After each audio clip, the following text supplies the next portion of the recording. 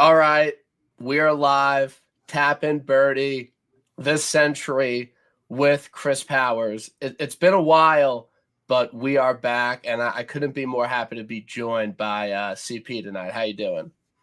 Honored to be here. This is like crazy official all of a sudden. It was already feeling like getting like the Rogan call of the golf world, like pre this whole Inside Sports Network thing, but now it just seems even more official. I'm a little nervous, to be honest with you.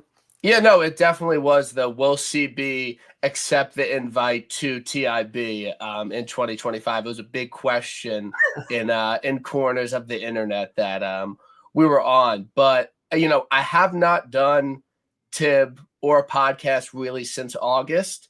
I've been all over the place trying to get my equipment and everything set up. So I'm glad that things are in motion. And we're doing it because I was having some technical difficulties before, but we sorted them all out. It was not an issue. So it wasn't like crisis of confidence, disinterest, shutting it down. It was equipment related. It was, that seemed to be the issue that I was going through the past hour.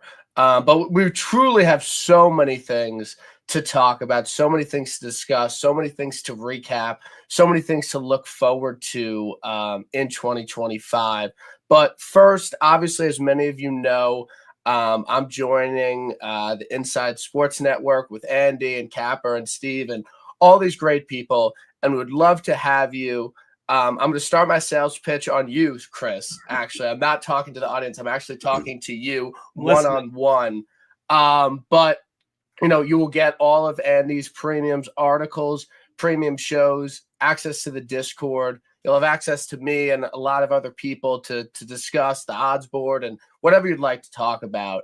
I'm really happy to be a part of it, and happy to have Tib on a new network come 2025. Like, the bidding wars were really out of control. So we're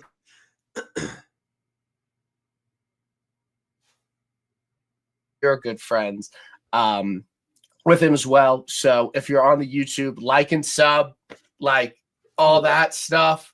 Like, I've been seeing, not everyone who's watching is subbing, like sub. Like, I've seen that on YouTube before, so we're rolling with that. But we're happy to be a part of ISN, and we'd love to have you. So with that, I'm really excited to kick it off for the Sentry. Beautiful. Excited for 2025. Oh, do I gotta get a beer? Yeah, I mean, this is kind of a weird week because normally, it's just a regular Monday or Tuesday night. Nothing's really going on. But we're in between Christmas and New Year's Eve, which is truly like the greatest time on earth. No one's working. Everyone's with family. Everyone's eating. Everyone's drinking. Like, no one even knows what day of the week it is. And it's nice to do a podcast like that. Yeah, this one absolutely crept up on me. Not this show, but the golf tournament this week. I feel like really we get like, okay, we can kind of get through New Year's Eve and New Year's, and then like the week after is the Sentry. I don't recall a year where New Year's must be something with the calendar, man. Just where it falls. We're in Hawaii, so I mean, I really can't think of a better way to start. Like, New Year's Eve, everyone's going out. New Year's Day, you're just hungover, you're not doing anything, and then after a long wait, we get to track PGA Tour golf. I mean, there's really nothing better to ring in the New Year than this. I love this schedule. Yeah, I've missed shot to water, so I'm excited for Thursday for sure. Thursday morning, like whenever guy puts it to 15 feet on one, doesn't make it. It's like, my week's over. Like, we're literally dead before we even started. Mm-hmm. I truly cannot wait for that. Load up the Bet365 app, load up the PGA Tour app. It's like you're kind of going into a war. That Wednesday night when you start starring your guys and you're like, these are my guys, like, this is who I'm going to battle with this week. There's really no better feeling. It's another year in the trenches. Very exciting. Yes, and exactly. you got all day Thursday too if you need the extra time because of the time change this week. So, dude, that is a good deal.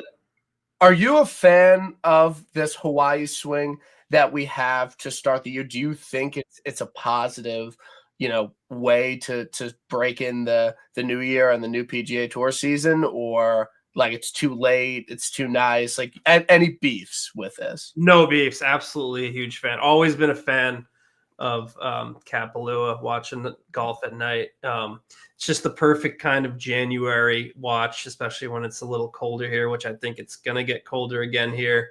So yeah, absolutely a massive fan of Kapalua. I think probably the best, I think I tweeted a few years ago, did some numbies that shot down 18. There's not really a better television viewing experience on the calendar. I truly believe that. And honestly, this tournament usually delivers. It's tough to say that on the PGA Tour, where it feels like every year just a banger. But the last 3 years, we have had really competitive rounds and events down the stretch. Like last year, Kirk and Thagala, and then Rahm and Morikawa, and then Rahm and Cam Smith, and then who could forget the Harris English Joaquin Neiman duel post COVID. I mean, that was a true "where were you" situation when Harry English won. Vander wins. Obviously, JT's feasted here. I unfortunately had Spieth last year. He was until the back nine. So you are correct. I mean, great pick. I mean, you can Vic lap. Like he should have won. Like he could have won. It seems like there were no issues there with the pick there last. Like you have good course history here. Yeah, had people each weighed it on my advice. Like, congrats and you're welcome. Yeah. So looking back on the fall swing, any major storylines or things that happened that stuck out to you? Obviously we have Patton Kizzire winning the Pro Core Championship. We have Scotty winning the Hero. We have the match that you were at. We had some Live PGA talks. And anything really stick out from you from the fall? As we weren't potting or doing much content during that time. I know you were doing numbers. I'm just speaking for myself on this. Absolutely nothing stuck out. In fact, everything you just said kind of like I needed the reminder of what happened in golf this past fall. So forgot about Kizzire. That was a nice little win. He was hugging trees and stuff. I do remember that. Obviously watched a little of the Hero. Did not watch Sunday because I knew it was going to happen. I'm just very in football mode this fall. Much to my detriment of my wallet at least, but didn't kind of turn the golf side of my brain off, which sounds crazy as a someone who writes for a golf publication, but my interest level was not really there this past fall, and probably because I didn't bet on many of them. They're tough to get up for, to be honest. Tough to get up for. I was thinking about this today. I don't know how many more Sandersons I can get up for. I really don't. We've been doing this for 8 years now, this gambling stuff at Golf Digest, and it's hard to get up for the Sanderson in September. So, but we're back at it again, 2025. We got good tournaments. Very excited. We got good fields. We still have 2 different tours, but I think that's an issue for another day. You were at the match or the showdown presented by Crypto.com in Vegas on TNT and Warner Brothers Discovery under the umbrella. Yes. Love it. Yeah. How was your experience there? Were you mucking it up with the top 4 players in the world? Thoughts on Shadow Creek? Like how was that experience? Really going out to Vegas? Really only mucking it up with Brock Bowers of Las Vegas Raiders fame. They are really not accessible to players at these made for TV events. You get them before. I was on you get all these Zoom calls, and with all the players, there's a million reporters on them. And I was on all of those. And then I actually was on with the TV guys, Faraday and Immelman. So you get a little access to them via Zoom with 20 other guys, and you get 1 or 2 questions. But in terms of access to them, day of, absolutely not. So Okay. But look, so you didn't get any swing advice from Scotty? No, or like ask Rory how to hit it farther, or anything? No. Okay. It's always a fun experience being at these things. Shadow was pretty cool. Great, unbelievably well kept, green as hell in the desert. They're a tough follow in person, and I've been to a lot of them. They are literally made for television, but there's always fans at them, and it seems just like a very tough thing to follow when you're in person, especially when they get in the carts. They walked the first few holes this past one, and it was a little easier to follow, and then they hopped in a cart on 6, and you're basically just running to try and play catch up and see the next shot they hit. So it's actually a terrible in-person experience. Okay. Well, I was thinking about going to if you're trying to watch and follow and you got to bet, like it's very hard to follow in person. Yeah. No, well, I for one am glad that Scotty got $5 million in crypto and then admitted on live television that he didn't really know much about it, but he was going to look into it. So be rest assured, he's going to look into it. No issues at all. Scotty not in the field this week. The Real Housewives of the PGA Tour drama continues. Last year, I don't know if you recall, but we had John Rahm at the in Maui he's like, you know what? Like, I booked it. Like, it's already paid for. Like, I'm going. Kind of like a forgetting Sharon Marshall situation. And now we have Scotty, was prepping some Christmas dinner, maybe had some Heinekens or something. We don't know. I'm speculating. And he cut his hand open and he's not here this week. Is that a positive for you? Are you happy that we don't get to deal with Scotty Scheffler this week? Or, the odds board's kind of tough? Like, where are you at on Scotty not making the trip to Maui? Yeah, kind of a lose-lose when the way you just described it. If he's there, he's going to win and he's going to be 2-1. Now he's not there and everyone's like 10-1. And, guys like Max Greiserman are 40-1. No disrespect to him. Trying to get him on the podcast. He might be watching. So it's a true no beef situation. Like, we're just kind of putting it out there. Not the guy I should have called out when I'm trying to get him on the podcast, but you get my point. There's guys at 40-1 who should be 60-1 because Scotty crushed his hand on some glass. So yeah, I guess it's a lose-lose the way you described it, and you're gonna. Are you an expert at all on maybe any hand injuries? Do you have a certain outlook for him this year? Is he only going to win 7 times instead of 9? Like, is this going to actually impact his golf game at all? Do you think? I would imagine no. These hands are typing hands. Embarrassing, really. I have no hand injuries to speak of, so I don't know, but it does seem like an important thing for your golf game. Now, if it's just a little cut and it's just being precautionary, I'm sure he'll be fine. I mean, the guy won the Players with apparently a broken neck, the way they were talking about it. Yeah.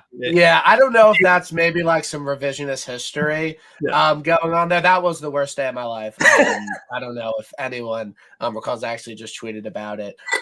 Just doing fucking numbies, honestly. Elon's going to be sending me over some big cash. But yeah, hearing after the event, Ted Scott saying he didn't think he was going to play the weekend, and then he won. That hurt. Honestly, and I don't know if you saw the Scotty doc on YouTube. I haven't seen it yet, but I've heard good things. Really? I'm gonna watch it. Are you doing maybe like a special screening with Nagels for the Xander doc? Are you guys like renting a movie theater and putting it on? Any plans for that?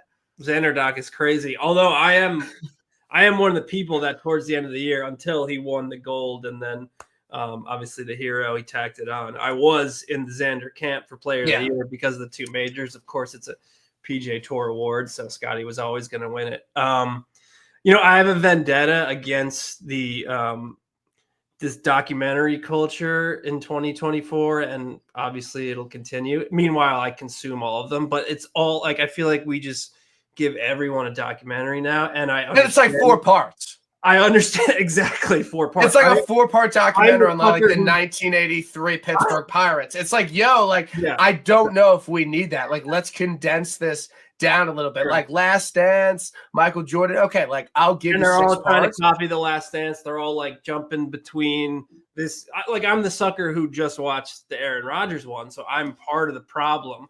I don't even know how many parts was that. That was 3, and probably 2 too many. Could have been like more. What 3 like 50, probably 3 hours.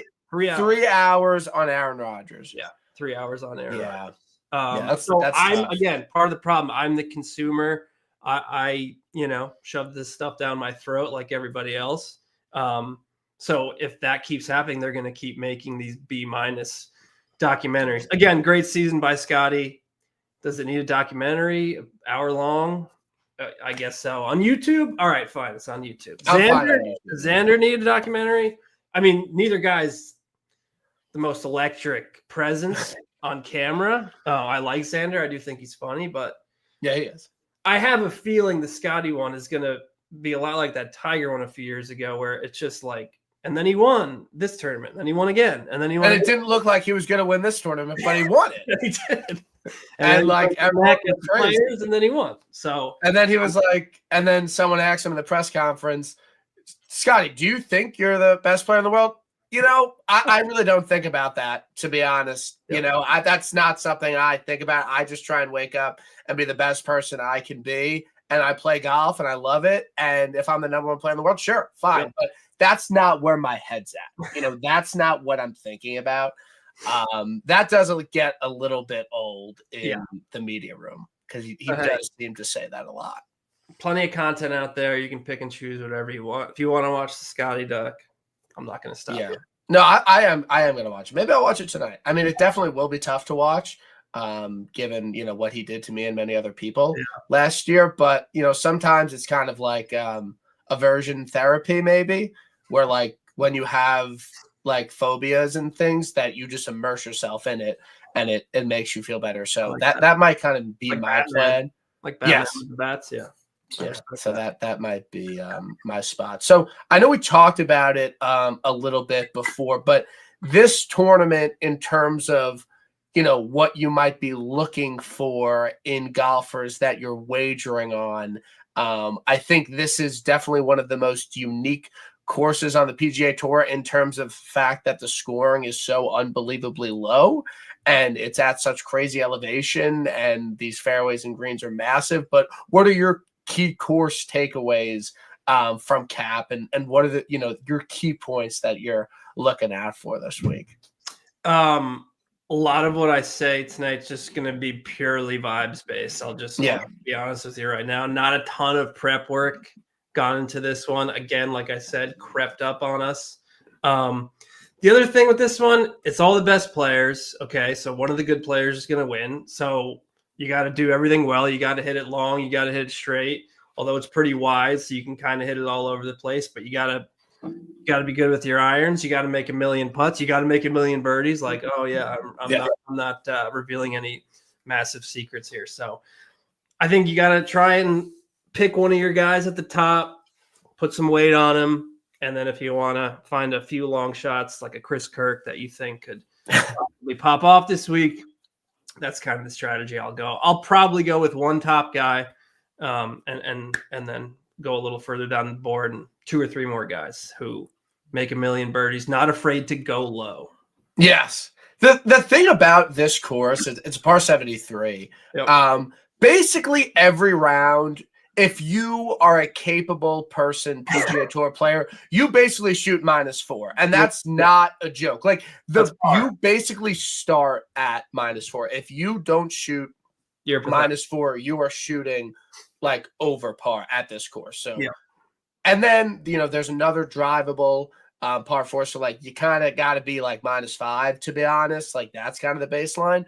But the scores in the final round next year were preposterous. Like I don't know how they are able to go so low at this course. Literally -5 was like a terrible score in the final round last year. Like, and I think people get very like these are the top guys: -8, -10, -8, -7, -8, -9, -8, -10, -7, -5. What did my guy Jordan's shoot? Like 7? He shot 8 under in the final round, and he like finished didn't have 2 a back chance of the Kirk. last few holes, if I recall. Yeah, correctly. I mean, it just I don't even know how it's possible that they do it, but I think that a lot of people, and like kind of myself included, get caught up in the can this guy get to X number? Like golf podcasters, me included, love saying that. Like, can this guy Can he get to to -28? Yeah. But, and I know it's just 1 year. If Chris Kirk can, I think anyone on the PGA Tour is truly capable. If you asked before last year, what's Chris Kirk's vibe? Short, wedge course, difficult scoring, don't have to make a zillion birdies. Like his last one with the Honda, won at like -8. Mm-hmm. The guy was playing fucking lefty all summer, all fall, like just ripping it lefties. Like I shot my low round of like 78. It's like, all right, okay. To me, there's a couple guys. Yeah, sure. I'm like, yeah, maybe not, but I'm more open to more people being like, yo, they can win this event at -28 since Chris Kirk did it last year. Do you vibe with that? Is that a vibes-based analysis? Like an Eric Cole could shoot 30 under and win. Sure. Like, why not? Why not? That'd be sick. Like literally anybody can. Like, I don't even like Pete Malnati, like Jake Knapp, like Yags, like Rye. Like, I don't. Zal got to like truly, I'm kind of Harry Hall. Can Harry Hall get to 30 under? They do not hand out trophies at the ISCO Championship, Chris Powers. You can't just stroll in to Kentucky and win the ISCO Championship. It takes a lot of guts. So yeah, hell yeah, he can. Truly, I really think he's able to, and really anyone in the field, to be honest. Really? So, Bryce Garnett is in this field. Yeah, he won the Puerto Rico Open last year. Damn. I'm like a little bit embarrassed that you didn't know that. Like I'm pretty sure he won like a 6-man playoff. It's off the top of my head. I can't remember who he beat in the playoff. Puerto Rico Open long playoff. I bet Jimmy Stagner. He had to get up and down on 18 to make the playoff. He didn't get up and down.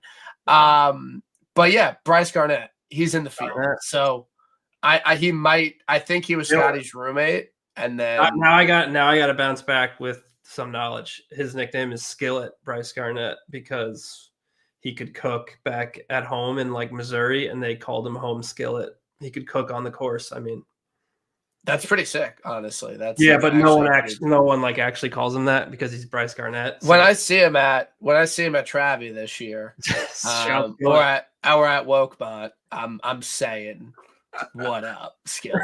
Like that's happening, and we'll see how it goes. Truly, yeah. But yeah, no, it could be a vibe, but could be completely made up too. Who knows?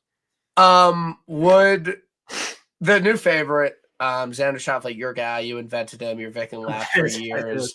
Like, you can never be wrong about anything again. Would this win be bad for his career? Like, does he need to kind of go into a different trajectory at this point? Like winning a no-cut small field event, kind of back to his old ways. That would be a setback, actually. That's a good point. So you do not want Xander to win this week, and do you think he will win this week? I prefer not because I won't be betting on him, and I think not because there's a number of guys who I'd prefer. So since you're betting other, like that's kind of how I do it. I'm betting other people. I'm not betting him. Therefore, he can't win, and he won't win. That's. But in all honesty, I'm not too worried about Xander. Does play well here, obviously. Got the history factor. Has good history here, but I don't know if that's his game. Not the vibe this week anymore. Like coming off 2 major championships, has struggled on the PGA Tour, to be honest, recently. Only winning majors. He's not getting it done at the RBC Heritage or the CJ Cup presented by Brian Nelson. So look, I need to see a little bit more on the PGA Tour from him. I think two popular picks this week. You had to choose one, JT or Colin. Yep. Who are you going with? I would, believe it or not, go with Colin, who I'm not the biggest fan of betting on, even though he has won me money before. But I would lean with Colin. I just kind of formulated this take today because I've seen a lot of like Justin Thomas is going to explode in 2025 stuff, and I'm going to go the other way and say that's not okay. What happened. Like he'll be playing in the Puerto Rico Open. Yeah, he'll be struggling at the Wyndham again for status, I think. Okay. I understand he's hitting it longer, beefing up and all that. I don't know, man. I think you've seen it with Spieth. You've seen it obviously with Ricky. Like maybe these guys just have tiny little windows now that they capitalize on, and then it's kind of over. I'm not saying it's over for JT. I think he'll have a fine year, but this, like, he's going to win like 5 times, 6 times. I'm not seeing that personally. No, I'm more so in the camp that he's going to have a big year. Yeah. The 2 events he played in the fall, he looked really, really good. He still did. Struggles with the putter a little bit, but has he fixed that?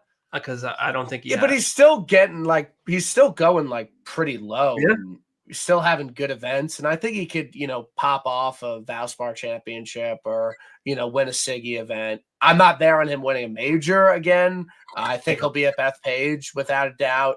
But I'm really at the point where I'm not going to doubt JT until he really shits the bed, because he's been really consistently good. Just had a kid, thought that would be a fade at the Hero. Doesn't matter. Still popped off. So I prefer JT this week, to be completely honest. I'm not betting him or anything, but I really think he is a solid option at whatever 12-1. Obviously has played really well here. And I think that his game's just in a really good spot right now. And I'm excited to see what he does, because I think he's good for the game. We need more personality. We need more people like him. So I think that will be interesting to see. Pat, do you know the last event that Patrick Cantlay won on the PGA Tour? The time he beat Bryson? Nope. No? There was another time, yeah. After that? Did he win a Memorial after that? No. Oh, it was similar to when he beat Bryson. Similar to when he beat Bryson. I should know it. I don't. 2022 or 20. I think 2023 BMW Championship. It was 2022 BMW Championship at Wilmington Country Club. I think I might have bet him that week. I should have known that. Yeah. So it's been a really long time for Cantlay on the PGA Tour, and I'm not quite as high on him really this year, to be honest. He's been solid here. He has some good results, but he is in prove it mode to me. Had that good US Open, but he really needs to get a win, and I'm not willing to bet him at whatever 18-20-1 this week, because it just really has been a long time coming. I think he needs just a regular ass win in order to break through it. He needs a slapdick win to really elevate himself. To like really get back in, like maybe pop off Amex on this year. Yeah. Like waste, something like that. Is he even going to play Torrey? Does anyone play? I don't know, probably not. But he needs just a regular win just to get the confidence back up and prove to himself. I mean, out of the first like 6 names, that's probably the best odds of those 6 to me. Yeah, it's solid. Don't hate it. I'm not going to do the whole Ludwig thing because I've done it a lot. I think I'm glad that he's being more and more at a bettable number. But I don't know if this is the right course for him. And I've never really bet him, so I'm not going to start now. I just want to see him do something more than win the RSM Classic. Yeah, is where I'm at. Pro Golf Critic kind of cooked him the other day on Twitter. I didn't see that tweet. I'm not sure why it didn't come up. It was two blind resumes, and like the clear better one ended up being Matt Wolff. Hudson Swafford? Matt Wolff's resume, who obviously we all left for dead, and for good reason. He's pretty much dead. And they're probably similar age too. Yeah, I think they are almost. Maybe Wolff's like 2 years older, 1 year older. Okay. Did it do numbies? Yeah, it was doing numbies. PGC, baby. I mean, you are kind of the king of doing numbies on Twitter. One of my favorite things. And I think people are catching on now where anytime you go viral, the first comment is always like, Powers doing numbies again. Like he's fishing for likes. He's engagement farming. I have noticed that. Are you willing to respond to any of those allegations or no? No, you know what? I think I'm just a magnet of numbies. Doesn't matter the sport, doesn't matter the day of the week, the time of the day. I just have an eye and a feel and a sense for what's going to pop off. So if that's a crime, then I mean, I'll be doing 25 to life someday. Okay. No, that's fair. I think that is very fair. Hovland, I'm out, broken toe. Could be a situation there of the injured golfer. Just fired Mayo. I mean, this guy, people are going to be talking about his run last year for like years to come. Like, yo, remember when he was really good for a summer? Yeah. Like it's coming back soon, but it might have just been a flash in the pan, to be completely honest. I'm not really sure. Now I was just like, how drunk are these guys getting? I mean, yeah, one of us for sure over the holidays. Just so who is your early lean under 30 to 1? Oh man, I mean Colin, but okay, makes me sick, disgusting. You're thinking about putting some units on Colin. Yeah, thinking about it, and mostly it's just because it seems like everyone's on him, and I can't start the year off not being on the community win. I don't think it'll be a super community bet just because of how low his odds are, to be honest. I think you'll be okay. That's fair. Like you'll be okay. I am starting my card with Sam Burns this week. I bet him a lot. I really do. So do I. He does have win equity. He has a couple PGA Tour wins. He's taken down some big guys. He's won the Sanderson Farms, which you were poo-pooing before. Yep. And he's usually at pretty bettable numbers. Yep. Now, his course history here isn't anything to write home about, but on paper, it's a great course for him. It's Bermuda greens. You got to be a great putter. You got to go super low. And I think he had a really solid year last year. I know he didn't win, but a lot of people didn't win. And I think that he is, potential breakout candidate. Couple Siggy wins, maybe one Siggy win, couple other small dick events, big presence at Bethpage. He's on my squad, early squad, just putting it out there. He's on my team right now. But at 30, he was 35 to 1 on Caesars, 28 now, 30 to 1. I think those are good odds for Sammy B. So I'm a ride with him. You don't have to sell me any further. I'm like you on Sam quite a bit. Forgot he didn't win last year. That makes sense. I don't recall celebrating a Sam Burns win, so that checks out. Like the take that he could break out this year. Obviously, kind of already has, but yeah, true breakout. I understand what you're saying. Do you think he'll be at Bethpage as well? Yeah, I'm sold 28 to 1. I hate hearing that he was 35, but what are you going to do? I was, I'm numbers hunting early. Like I think you could find it. You didn't bet I condone that. 2 weeks ago, you're a moron. So that's me. If you did not finalize your Tournament of Champions card 3 weeks ago, like you're a fucking idiot. Yeah, and you have no CLV and you should retire from golf gambling. That's fine. It's all good. Aki Bots, Shea,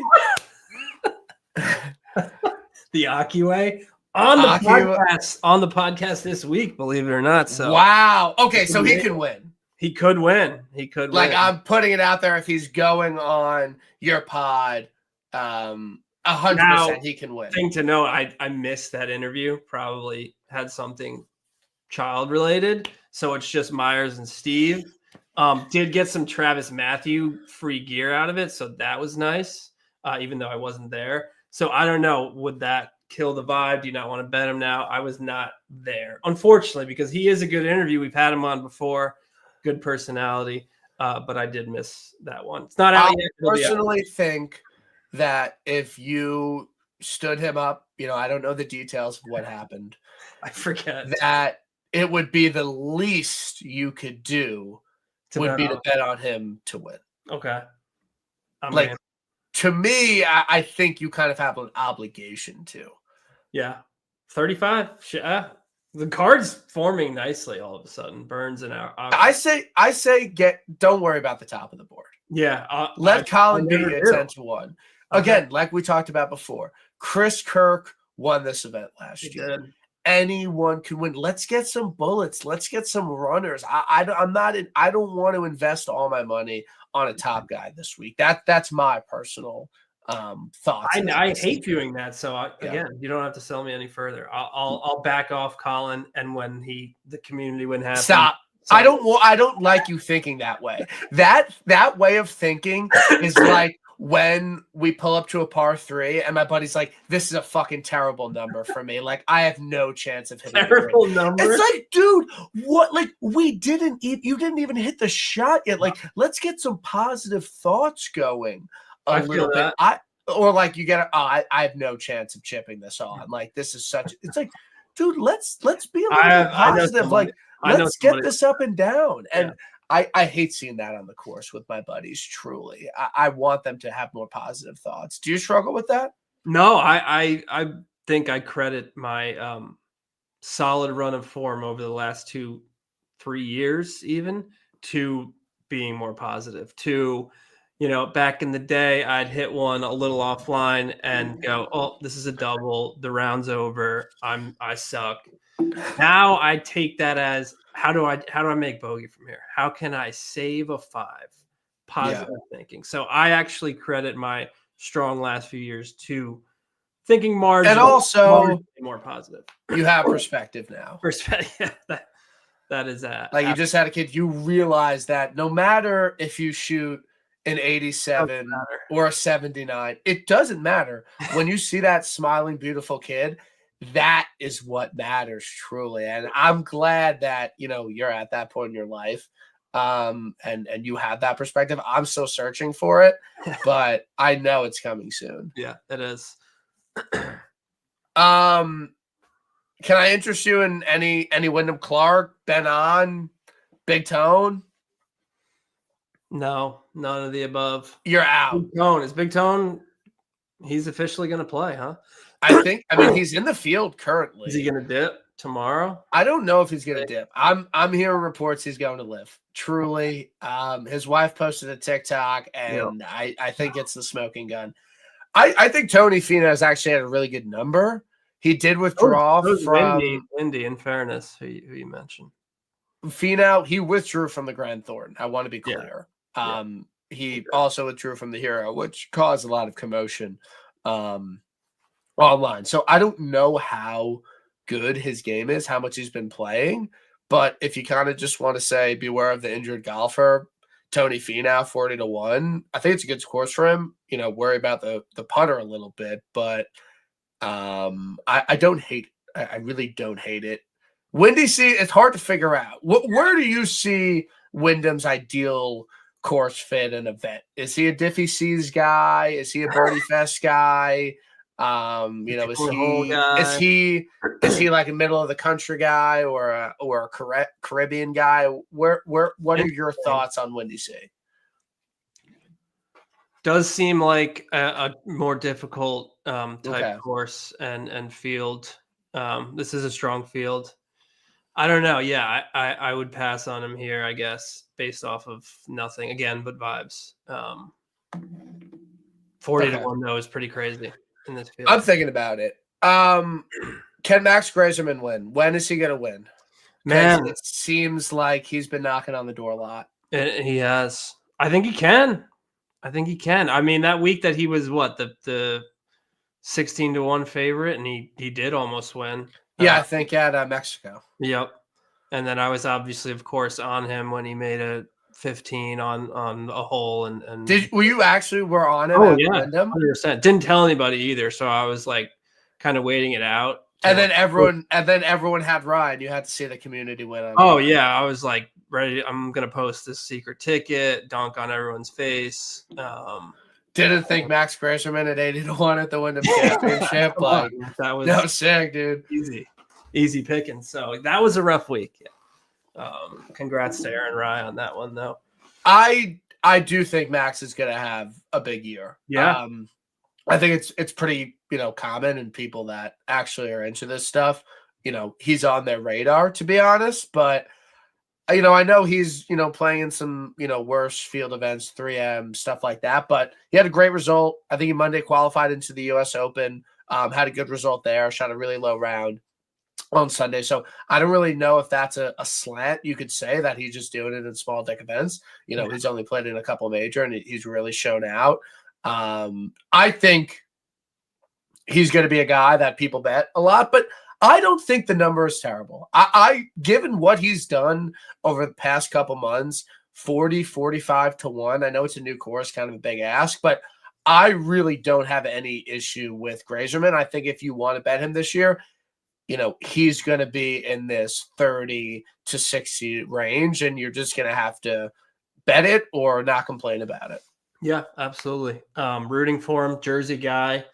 I was waiting for you to say that. I didn't want to steal your thunder there. Been following him for he's actually like almost 30 now, I think. So he's a young up and comer, man. He's like he's just finding himself. He's 30. It's like, okay, well, that like when Knapp won, it's like, dude, breakthrough. It's like I'm pretty sure. He has a 401k and like he's receiving Social Security, but it's okay. It's fine. He's an up and coming star. Yeah. No, you would think that this place serves him well, though. He hits it plenty far. Great putter. Make a ton of birdies. And absolutely win. I again, rooting for him. Jersey trying to get him on the pod.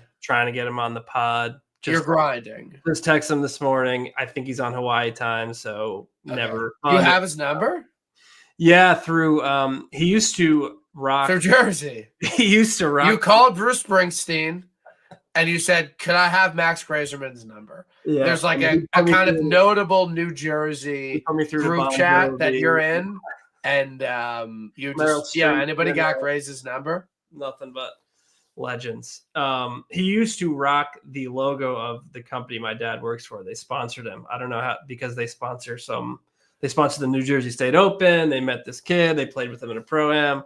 Unfortunately, he doesn't rock the Donnelly Industries logo anymore now that he's on the PGA Tour. But so there's a little connection there. They said, hey, we have his number. If you ever want to reach out to him, I said, obviously, that'd be great.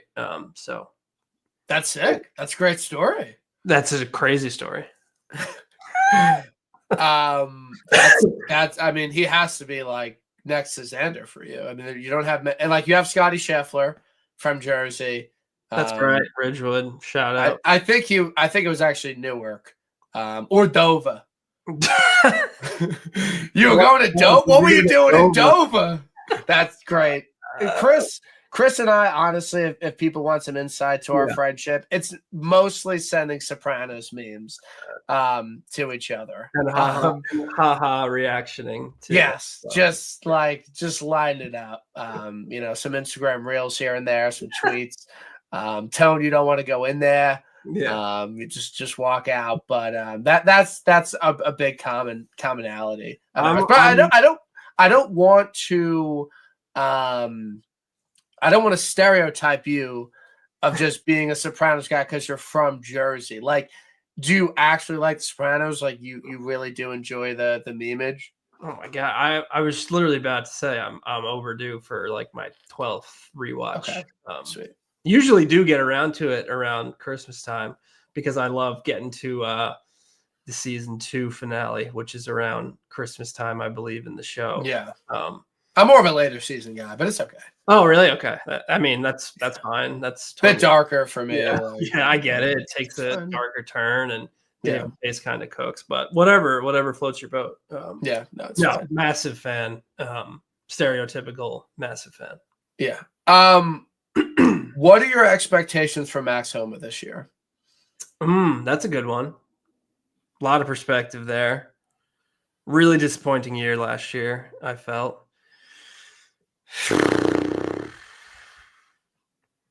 That Masters performance, though, definitely was fun to watch. Good at the Prez Cup. Good at the Prez Cup. Good at the Ned Bank. Playing South Africa. Right. Showed up there. I think he's gonna have a pretty nice resurgence. Do you? I think it'll be a standard Max Homa year, some top tens. Maybe a win. Could it be this week? Could it be this week? I just saw the Instagram this morning. Nice little family vacay. Didn't touch the clubs. Caption. No clubs on the vacation in the caption. Wow. Okay. It could pop off. That's like the classic. Oh, I haven't touched the clubs, and shoots 11 under on Thursday. So yeah, I can see it. Okay. I don't think 60 is that bad of a number. That's kind really of talent good. Numbers play for him with the people around him, Alex Noren, Matt Fitzpatrick, Cam Young. Like, I don't know.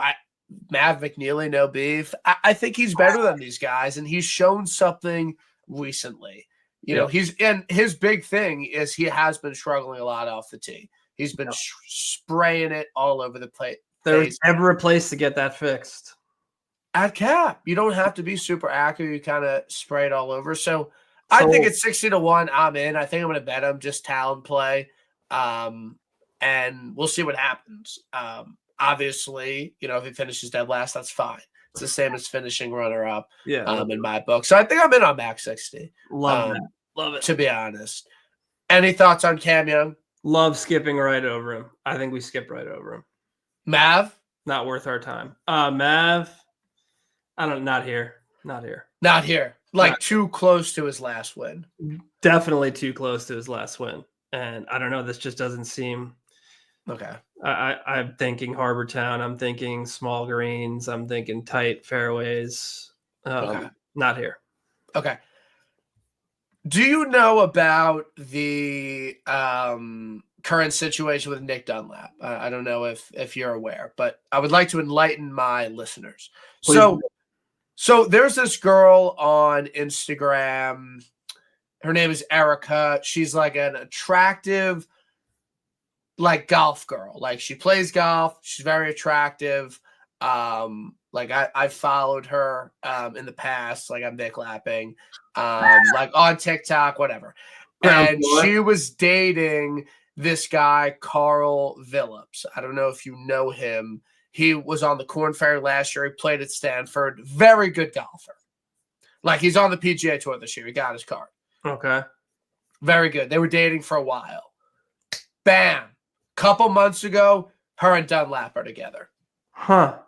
Posting on Instagram. She's at the Hero with him. They're going on hikes. They're posting each other a lot on Instagram. I follow both of them. Been seeing I think this is kind of a red flag, in my opinion. I think he's young too. Like he's only 21 or whatever. I think that he's in love right now, and that's his main priority.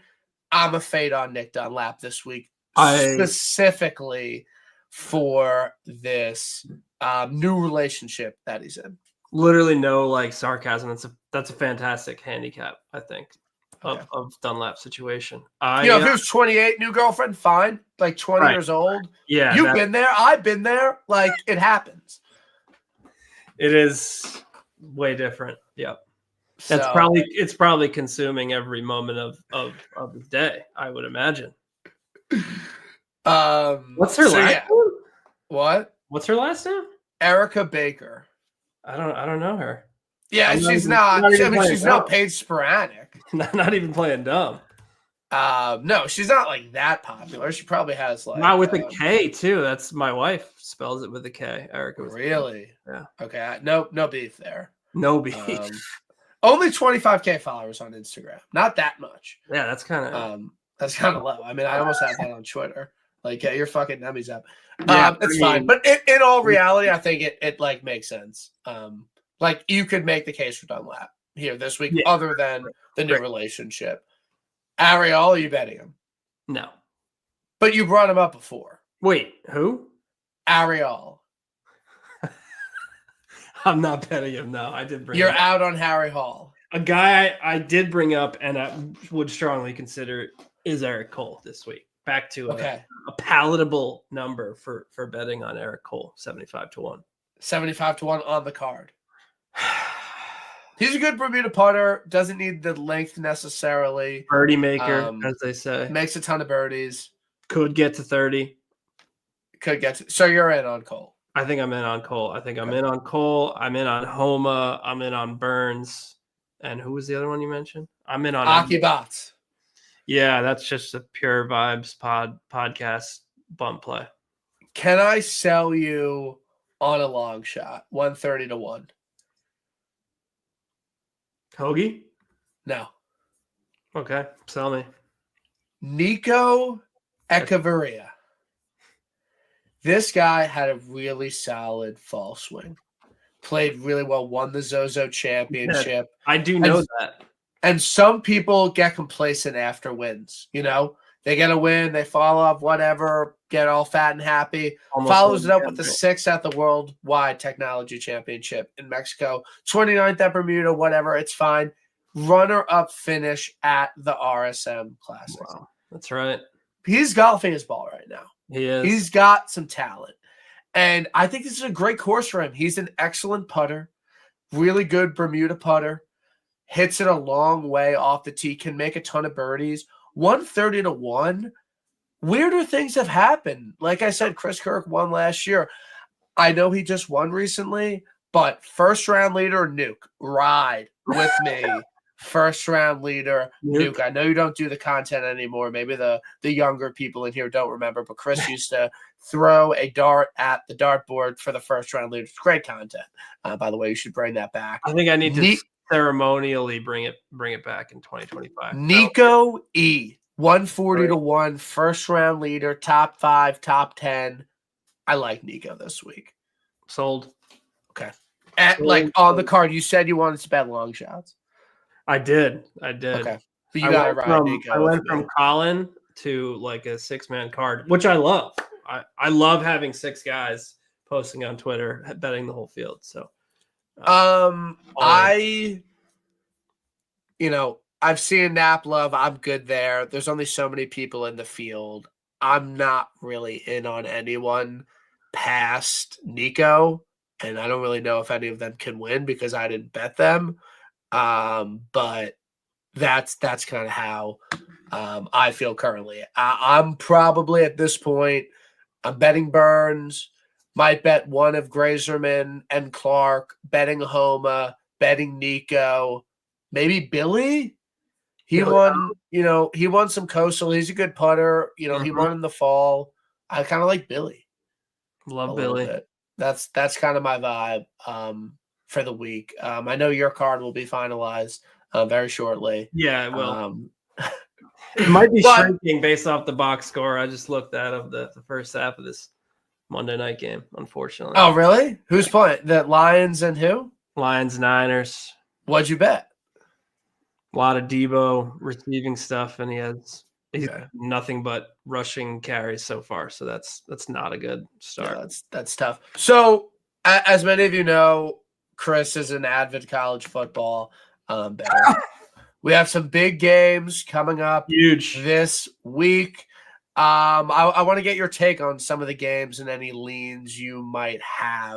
I'm not going to obviously go through every game, but a game I thought was interesting tomorrow at noon, Michigan playing Alabama. Bama is a 14-point favorite. Total 44.5. Any leans on this game? Have you thought about this game at all? I think this is a solid spot for Michigan. I'm taking the points. That's a ton of points. I would imagine it's because Alabama has their guys playing, but I don't know what they've done this year that shows you they should be a 2-touchdown favorite against a team that let's be honest, pushed them around a little bit last year. Returned the D line. It could be a payback narrative. Could be payback in the whatever bowl. But they can play with them in the trenches. That's the thing. So I would imagine low scoring and low scoring. You want to take the 2 touchdown dog. I like that. Okay.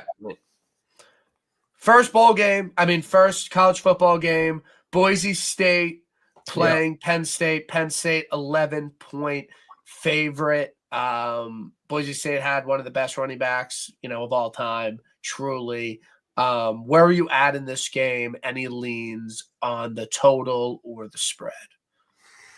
I would lean with Boise there. I think really such a fraudulent big game win for James Franklin, who doesn't really win big games. This is actually a legitimate big game. I know they're an 11-point favorite. They should win. They should get by, and then he'll face an actual truly big game against a superior opponent, which they'll shrink, no question. But I think they'll shrink tomorrow night too. I think they still win. Close. Boise covered. Taking the points. Oh yeah, Boise. Nuke.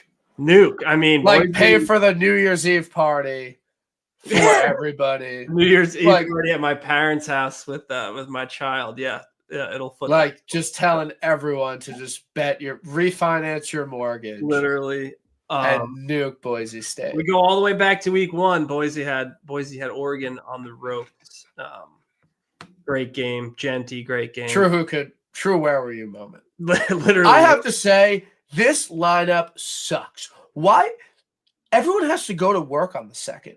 Why have 2 games on the night everyone's going out and doing stuff and 3 on New Year's Day? I understand, not everyone's like me, and when there's big football games on, they want to go drink with their buddies. Yeah. But that's fun. I like doing that. It's an excuse to go out. So to only have 1 game on New Year's Eve when everyone's out and partying, beef with me personally. I don't know what they. And do you know what time the last game tees off on New Year's Day? 8:45 Eastern. It's crazy. I mean, what are we doing? We're the superior part of the country, and we're getting the short end of the stick here. No, I agree. Okay? It is crazy. Now, some people do get off the 2nd. Fake job. Not in my America. I have a fake job. I'm also going on paternity leave for the month of January, so I'm completely off. So I really you just said you are not grinding golf. I'm not. No, I'm literally going into not working for a month mode right now. But I've already not been working basically for 2 weeks now. So yeah, the grind is not real. For your boy. Well, we appreciate you coming on, obviously. Yeah. I just kind of winged it.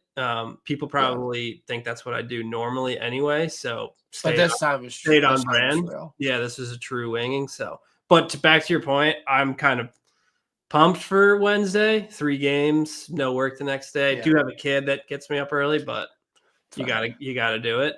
That's what happens. Texas, Arizona State. Texas 12.5-point favorite. Over under 51.5. I like the over here. No real reason. Just seems like an over game. So I'm going to bet the over in this game. Any thoughts for you? I do think people are disrespecting Arizona State a little bit. I would have preferred. I want to say they were plus 14. Now it's gotten bet down. So probably won't touch the spread on that one. I like the over call. I think that one could go. Nobody can tackle this Arizona State running back. I think they'll score their allotment, and Texas will definitely score. Okay. Game of the week, game of the year. Everyone's pumped up for it. Oregon playing Ohio State. Oregon is a 2.5-point dog, 55.5 total. Is the wrong team favored in this game? No, I think the right team's favored. I think they were favored by you think Ohio State's for real? Yeah, I think they were favored by the same amount when they played at Oregon, and they wouldn't have covered. They should have won that game though. Shoulda, woulda, coulda. Shoulda, woulda, coulda. Tough to beat a team twice. Brutal break for Oregon and their fans getting this draw.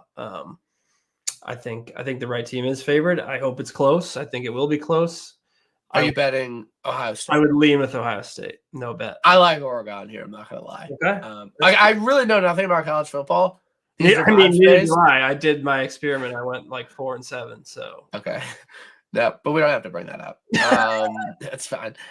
And then Georgia, Notre Dame, no Carson Beck for Georgia.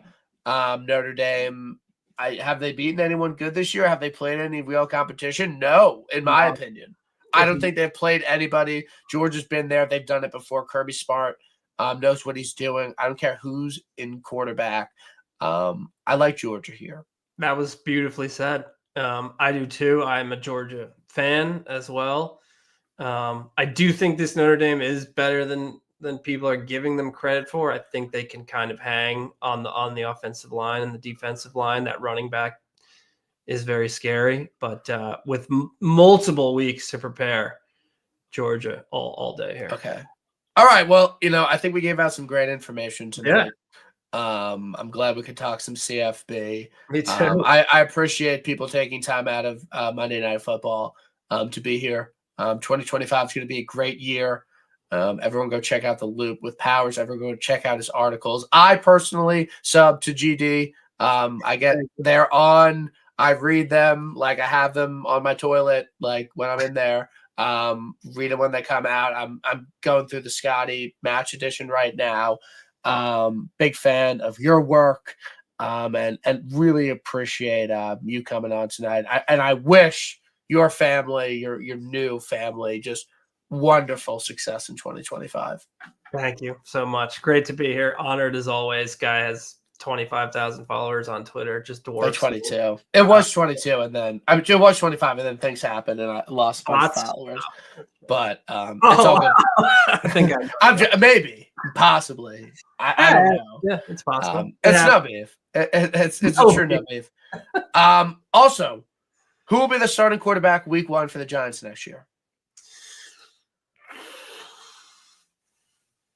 Week 1? Probably Kirk Cousins. I didn't think you were a delusional Giants fan, but maybe you are. I'm going to go Cam Ward. I think Cam Ward will be. Hey, listen. I hope he is. I hope he's great. I don't know about that. He doesn't pass the eye test for you.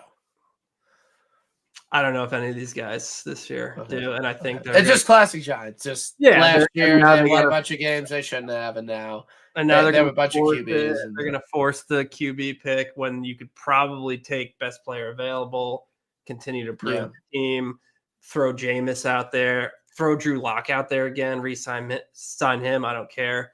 The idea that one of these guys is just going to step in and save them, I'm not buying it. Well, we'll have to go to a game again. That was fun. Your first one. That is so crazy to me. I like Jersey. I like Jersey. I don't understand how you just never went to an NFL game that doesn't compute with me. Dude, it's all good. Living on Long Island, it's just a little bit because I'm too busy playing the cock and GLA.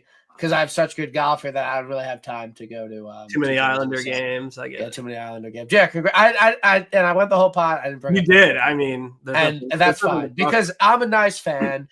And when you're down in the dumps, I don't kick you when you're down. Now, when I was down in the dumps, you did, but it's fine because it's no beef. The least true thing that's ever been said. It's all good. It's all good. We will see everyone next week for the Sony Open. Thank you for listening. Hope everyone has a wonderful New Year.